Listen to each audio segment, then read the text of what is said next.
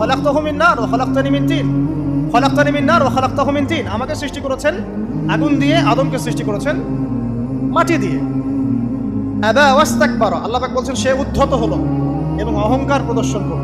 আর আল্লাহ পাক অনেক কিছু মাফ করে দেন, কিছু কিছু বিষয় আল্লাহ পাক মোটেই পছন্দ করেন। তার মধ্যে একটা হচ্ছে অহংকার, তার মধ্যে একটা হচ্ছে শিরক, তার মধ্যে একটা হচ্ছে অন্যের হক নষ্ট করা, তার মধ্যে একটা হচ্ছে আদম সন্তানকে হত্যা করা, তার মধ্যে একটা হচ্ছে বৃদ্ধ বয়সে ব্যভিচার করা, তার মধ্যে একটা হচ্ছে মুরতাদ হয়ে যাওয়া। ওই যে খ্রিস্টান হয়ে যাচ্ছেন না, খালি মরেন তারপর বুঝবেন, খালি মালাকুল মউত আসুক তারপর বুঝবেন।